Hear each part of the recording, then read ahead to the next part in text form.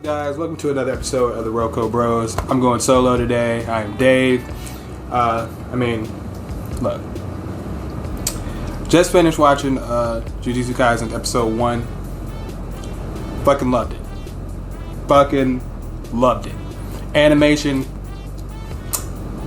magnifique. Crisp as fuck. Some crisp shit. I mean, this shit's fucking eerie. I read the manga, but seeing it, oh man, this shit is actually can give you some pretty good nightmare fuel, but I love it. I love this shit. This episode, pretty much you get an introduction to Itadori and Fushiguro, and they kind of go briefly over cursed spirits. You know, you can only fight cursed spirits with cursed spirits. Makes sense to me. But in this episode, I mean, Itadori's so badass and so naturally gifted and athletic, but that's really undermining how athletic he is. Like, you know, I did track in high school, and he's over here slinging shot puts like baseballs. I've never seen that. So, I mean, it's an anime, yeah, but when they're putting it in perspective like that, they're already letting you know he has a leg up above people. And then I like stuff like that. Like, you know, I mean, that's typical showing in somebody. They're either going to be, hey, you have no talent whatsoever, like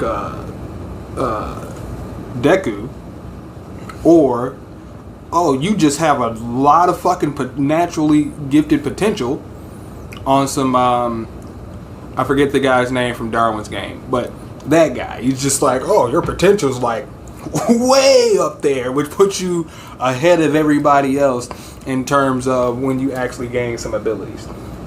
Like Itadori, like he's so good at sports, he doesn't want to be a part of the sports clubs because it's like, it's just boring. It's just boring to me. I'm slinging shot puts like baseballs, running 50 meters in 3 seconds. Nigga, that's crazy. That's fucking crazy.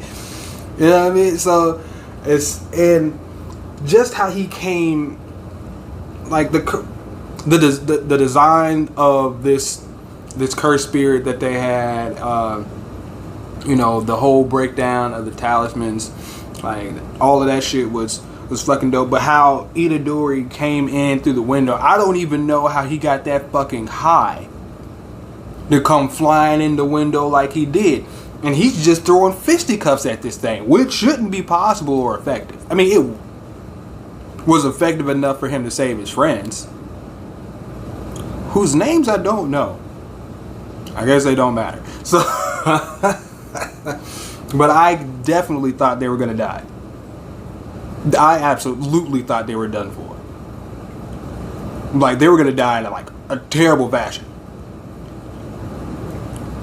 And if that's the first episode of how people can potentially go out of here, like, I mean, look, first off, Itadori's crazy.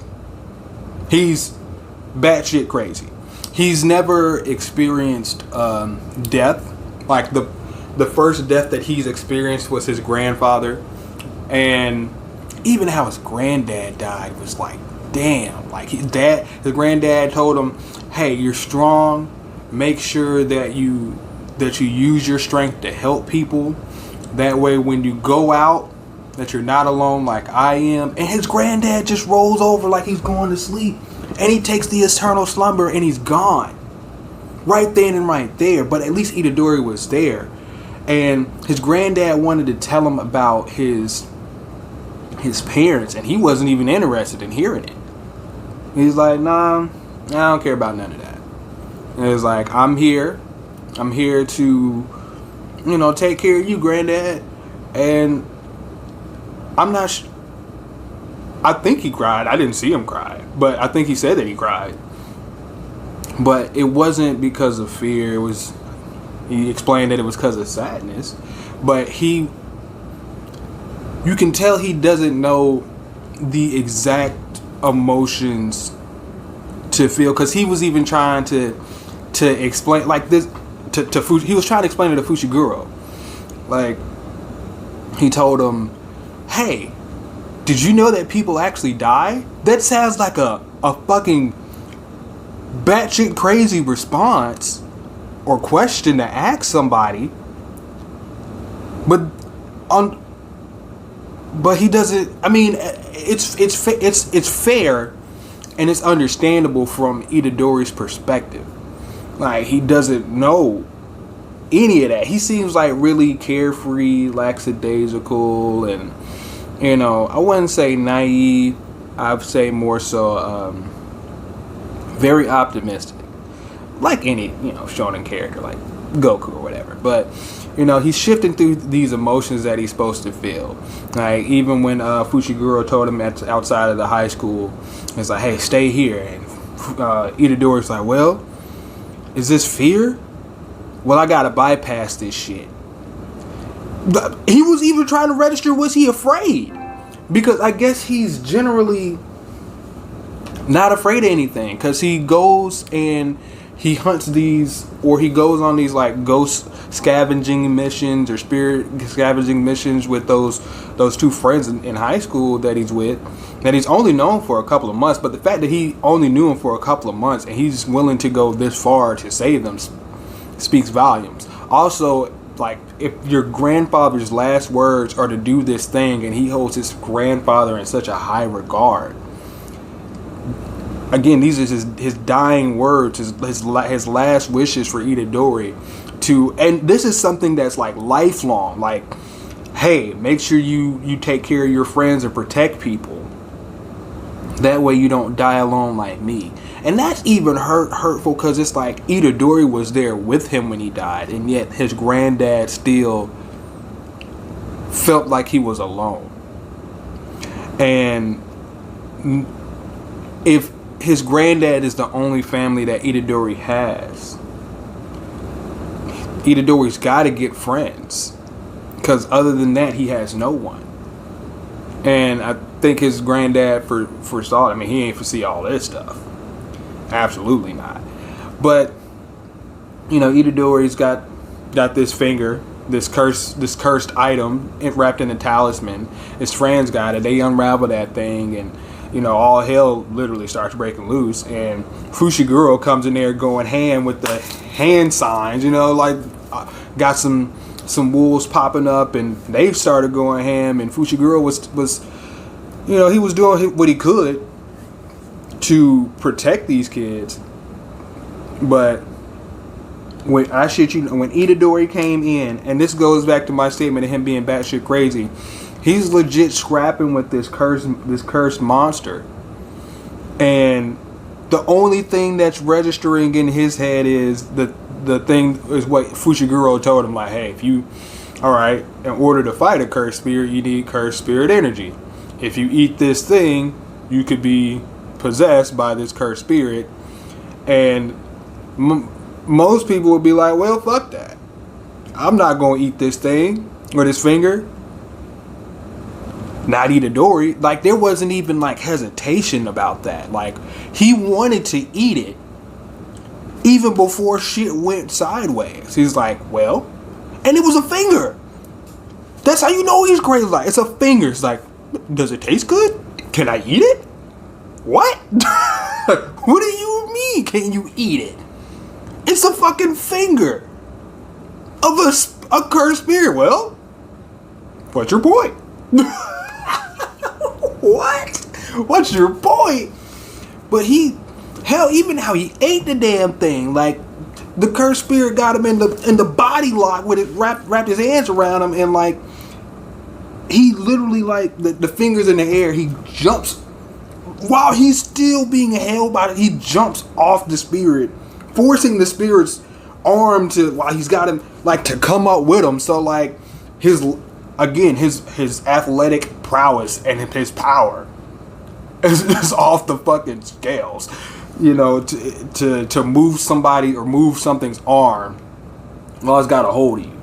It's like me holding this shit, and like, it just says, nah, nigga, fuck that. And it just moves my arm up like that after kicking up off my body. I'm like, what? Fucking Adam Ant? So, you know what I'm saying? So, or Ant-Man. Nah, I meant Adam Ant. I'm old school. Hanna-Barbera, boy, what you talking about? But no, like, so he gets up, you know, grabs it with his fucking teeth, eats the damn thing while he's trying not to be eaten by this monster. He's got his fucking feet pressed against the damn thing's teeth, preventing himself from getting eaten. Eats the finger, transforms into this cursed spirit, goes ham. Just literally just whoosh, things fucking demolished. One fucking stroke of this man's hand, and this cursed spirit of his is literally like, fucking, I'm here to massacre. I can smell the flesh of you. He literally said, fuck these curses. I ain't trying to eat them, because like earlier in the episode, like the wolves that Fushiguro summoned were eating the cursed spirits, because that's what the fuck they do. But this special grade motherfucker said, nah, fuck that. I want human flesh, specifically women and children. I don't know why specifically women and children, but I can only presume that it's because he's an extremely fucked up individual, and he is like, I can kill guys, but really, the real fucked up way to go is women and children, which it is. But like, all of a sudden, you know, he's got these eyes and shit on the side. They say these markings on him, and he's talking about he's about to go on a massacre, like the whole, like, he's standing on top of a rail looking over the sea like everybody's about to catch it. But all of a sudden, like, he's like, what the fuck, boy? How are you still in control of your body? So he's talking to Itadori like, how are you still in control of your body? What the fuck? I'm supposed to be possessing you. And Itadori responds, bro, it's my body. What do you mean? I've never heard such a response of something like that, or something after it like possesses you. Like, what do you mean? Like, that literally goes against what a possession is by definition. Something else is in control of your body. He's like, you know, I'm in control. It's my body. The usual rationale, and I guess his physical prowess and his willpower just is too much for this cursed spirit, or the special grade cursed spirit that is now in his body. And Fushiguro's like, well, I gotta take you out. Well, Fushiguro, I saw your performance against this apparently fodder cursed spirit, because it was a nameless motherfucker. It was there from the beginning of the episode, and he kind of just let him run rampant for whatever reason, as opposed to killing him on the football field earlier in the episode. But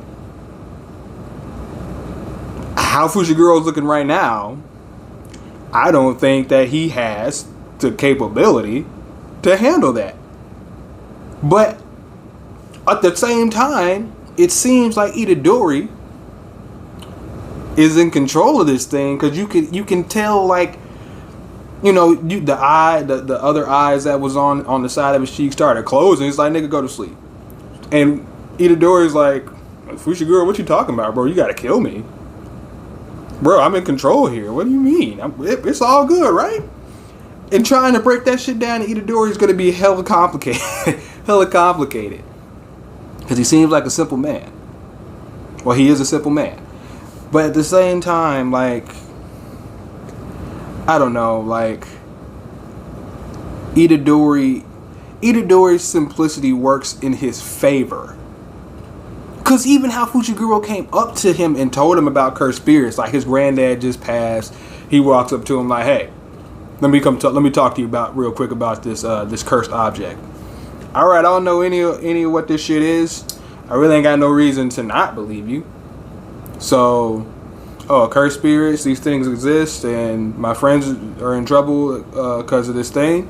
All right, let's go. He didn't really ask a lot of questions. He didn't pry. He wasn't really on edge about it. He's like, let's go figure this shit out. So he's very trusting. I mean, look, this guy's clearly, it's got my interest. It already had my interest. Like I said, I read it. But just seeing it play out in an anime form, in this crisp ass animation, I fucking love it. Also, beginning of the episode started with fucking Gojo, or a guy named Gojo, and Itadori's there, bound up, and there's a whole bunch of shit around him. So I feel like that explains how he got to that point, as far as with him eating the cursed spirit. You know, they kind of is like, all right, he's here. Let's show you how he got to this point. And the thing that Gojo says to him is, in the first episode, is like, you are destined to die. Those are some of the first words of the anime. And I think that's gonna be like really prominent and still ring true. No matter what happens. It's like, hey, whatever happens, on some rookie shit, like, hey, you got this thing in your body? You gotta go. And that's the end of that. But that's the end of the review for the first episode. I'm extra hyped for the next episode. Let me know what you guys think. Be sure to like, share, and subscribe. Check out some of the other content on the channel. Hell, start reading the manga if you want to. Catch up. And then start watching me, do my manga reviews. Or you can sit here and also just watch us react to the anime. Either way, I'm watching and reading this bitch. So it is what it is. You know what I mean? But again, be sure to comment. Let me know what you guys thought, and I'll catch you guys on the next one. Peace.